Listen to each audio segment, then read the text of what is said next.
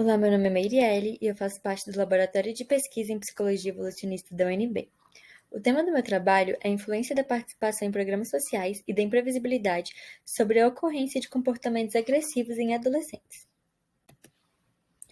A teoria da história de vida prevê que um ambiente com maior previsibilidade favorece o desenvolvimento da estratégia lenta de história de vida, cujas características são iniciação sexual tardia, menor sociossexualidade, menor comportamento de risco e menor número de filhos. Em contrapartida, ambientes mais imprevisíveis e severos favorecem o desenvolvimento da estratégia rápida de história de vida, cujas características são iniciação sexual precoce, maior sociossexualidade, maior comportamento de risco e maior número de filhos. Alguns indicativos de imprevisibilidade ambiental podem ser a mudança frequente de residência, alterações na composição familiar e situação econômica flutuante. Um adolescente é considerado em risco quando apresenta comportamentos de risco de forma frequente e sistemática. Entretanto, esses comportamentos de risco podem ter uma importância na passagem da adolescência para a idade adulta, como para favorecer a aprendizagem para enfrentar situações difíceis e situações de fracasso, propiciando um processo de maturação, e também no exercício de desenvolvimento do espírito crítico e de autonomia. Em relação aos programas sociais, nós calculamos a vulnerabilidade histórica como a razão de ter recebido ou não um programa social, dividido pela quantidade de meses que recebeu. Os auxílios contínuos para esse trabalho foram considerados os programas Bolsa Família e DF Sem Miséria. E aquele auxílio para a população em vulnerabilidade econômica no decorrer da pandemia foi o auxílio emergencial. Nosso trabalho teve como objetivo identificar quais programas sociais os jovens participaram e por quanto tempo, descrever as condições de imprevisibilidade ambiental nos adolescentes, identificar quais comportamentos agressivos foram mais frequentes nos jovens que participaram ou não dos programas sociais e verificar se a participação em programas sociais reduziu os comportamentos agressivos. Como método, nós entregamos questionários para os adolescentes do ensino médio de um colégio público localizado no Lago Norte, no Distrito Federal.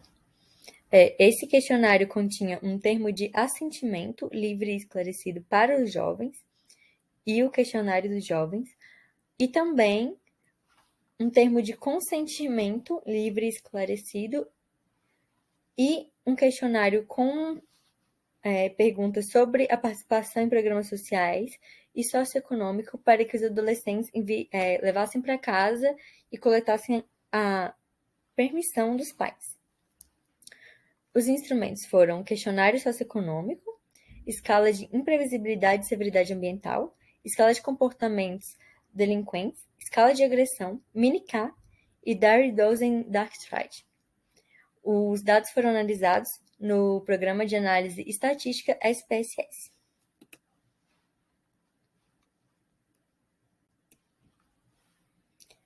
Como resultado da participação em programas sociais, tivemos que 82,6% dos jovens receberam auxílio emergencial durante a pandemia. 57,9% dos jovens e as suas famílias receberam ou ainda recebem o programa Bolsa Família.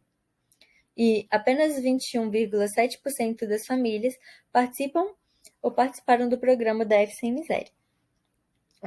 Só um adendo, o programa DF Sem Miséria, ele é complementar ao programa Bolsa Família, e esse valor que as famílias recebem é um valor da diferença do programa Bolsa Família até aquela família atingir a linha da miséria, para que a família não fique abaixo da linha da miséria.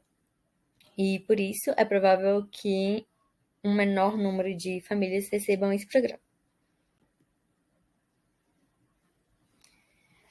O alfa de Combrad, da escala de imprevisibilidade, apresentou baixa confiabilidade.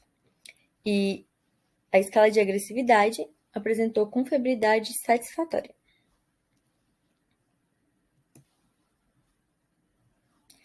Não encontramos correlações nem entre os comportamentos agressivos e participação em programas sociais, nem da participação em programas sociais e da imprevisibilidade, tampouco da imprevisibilidade e comportamentos agressivos.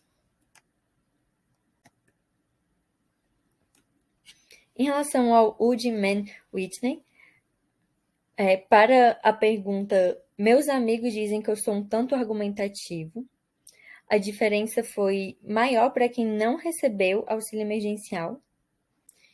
E em relação à pergunta, se eu for provocado o suficiente, posso bater em uma pessoa? Os resultados foram maiores para quem recebeu o auxílio emergencial.